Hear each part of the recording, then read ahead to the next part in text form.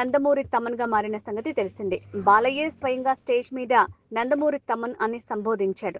ఇక నారా భువనేశ్వరి సైతం నందమూరి తమన్ అని పిలిచేశారు. అలా తమన్ కాస్త నందమూరి తమన్ అయిపోయాడు. ఇక తమన్ కూడా తన స్పీచ్ల్ని అలానే ఇస్తున్నాడు. అనంతపురంలో జరిగిన డాకు మహారాజ్ విజయోత్సవ వేడుకలో తమన్ మాట్లాడాడు. డాకు మహారాజ్ మూవీతో ఓ స్థాయికి వెళ్లిన తాము అఖండ 2తో ఎవరూ ఊహించని రేంజ్ కి వెళ్తామని అంటున్నాడు. అఖండ 2 వేరే లెవెల్లో ఉండబోతోందని హింట్ ఇచ్చాడు. ఇక ఈ మూవీ కోసం బోయపాటి శ్రీను కసిగా పనిచేస్తున్నాడని తమన్ తెలిపాడు. అఖండ 2 ఇంటర్వెల్ అదిరిపోయిందని, ఆ ఒక్క బ్లాక్కే టికెట్ డబ్బులు పెట్టేయొచ్చని అంటున్నాడు. మిగిలిన సెకండ్ హాఫ్ అంతా కూడా అడిషనల్ అని అంటున్నాడు. ఇక ఈ సినిమా షూటింగే స్టార్ట్ కాలేదు, కానీ తమన్ మాత్రం అప్పుడే అఖండ 2 మీద హైప్ ఎక్కించేస్తున్నాడు. అసలే అఖండాకు బాక్సులు బద్దలయ్యాయి.